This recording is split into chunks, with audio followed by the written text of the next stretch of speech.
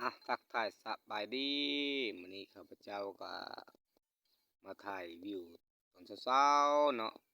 ให้ทุกคนได้เบิ่งได้ชมเนาะบรรยากาศมื้อนี้ก็แจ่มใสดีทุกคนเนาะแต่ว่ามื้อนี้ข้าพเจ้าสิพาทุกคนไปหา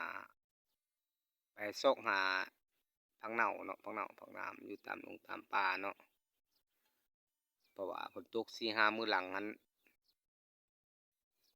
ผักเน่าก็อาจจะป่งแล้วเนาะทุกคนเนาะแต่ว่าจะพาทุกคนเข้าไปเก็บไป นั่นแหละก่อนเนาะคือว่าแล้วข้าพเจ้าบ่ได้ไปทางใดเนาะคิดว่าสงข้าพเจ้าก็น้อยเนาะแต่ว่าคนติดตามก็หลัก10หลัก20นี่ทุกคนเอ้ยเนาะคนเขาชมก็บ่หลายเนาะเฮ็ดไปตามนี่แหละทุกคนเลยคือข้าพเจ้าไปท้อไปถอยเนาะไปตลอดทุกคนเลยเนาะถือว่าข้าพเจ้าก็บ่ได้ไปไกลทุกคนเอ้ยเนาะไปตามบ้านนี่แหละตามบ้านตามเมืองนี่เนาะตามดงตามป่าว่าง่ายซะบ่มีโอกาสสิพาทุกคนไปแบบว่าบ้านอื่นเนาะ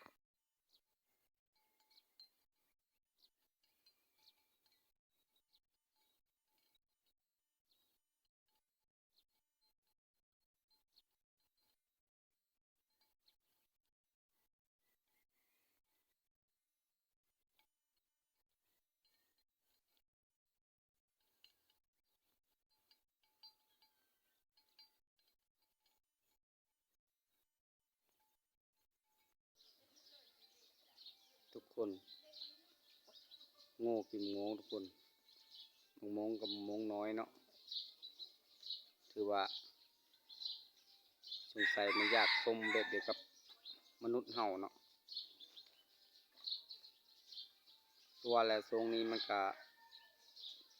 หญ้ากับมันก็เหี่ยวแห้งเนาะฤดูแล้งเนาะทุกคนเนาะฝนบ่ตกเนาะฝนตกก็หญ้าหลายคือสิบ่กินเนาะแต่ก่อนมักสุกมันกินอันนี้มันวิกมันก็กินเนาะเอา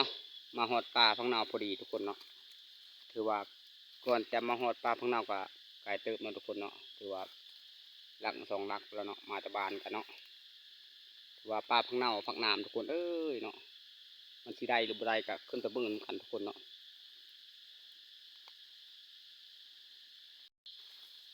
บุดงบุป่าทุกคนเอ้ย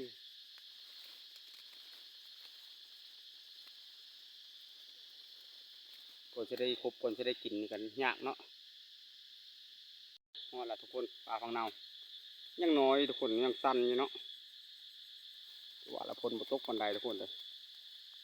นั่นละทุกคนในพังนาวก็ได้มีแต่น้ำกับน้ำทุกคนเอ้ยก่อนจะได้กินนี่ก็ได้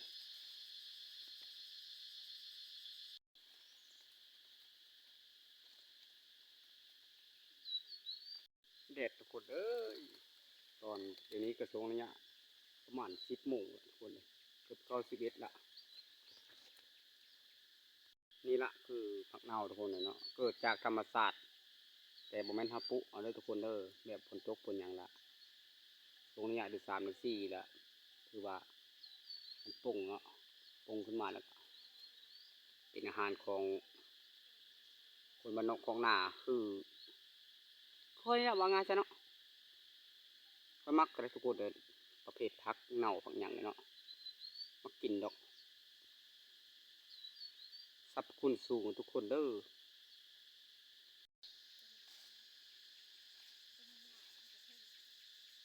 ภรรยาก็เก็บอยู่ตารางทุกคนเลยพอแล้วขึ้นมาเก็บทิ้งทุกคนแต่ปลายต้นไม้ทุกคน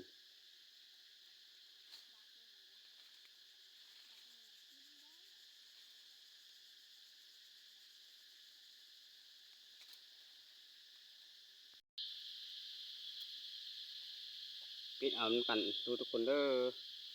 มันยังบ่ทันยาวนะทุกคนเนาะคือว่ากันนี่เนาะฝนบ่ตกแห้งเนาะลำบากก่อนจะได้กินทุกคนเด้อ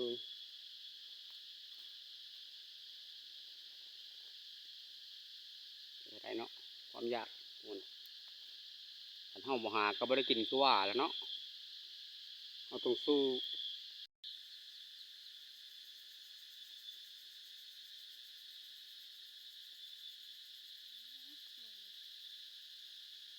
ยุ่งกับผู้ยุ่งทุกคนเลยฮ้อนกับพ่อฮ้อนทั้งอะไรทั้งหื้อทั้งไข่ขาวเนาะมาเนี่ย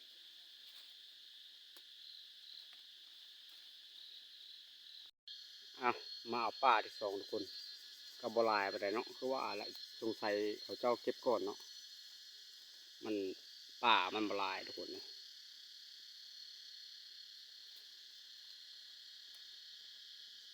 ทิ้งไปเนาะสลิงนี้ก็ทิ้งก่อนทุกคน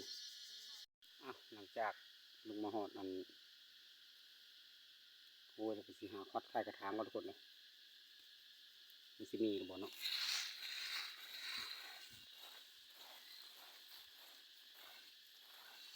ที่เก่ามีทุกคนที่เก่าว่าแล้วเดี๋ยวนี้มันกระสูนปั่นหมดเลยได้เนาะข้าวยังน้อยอีโฟก็เมพาไปโอ้ได้ทุกคนนะ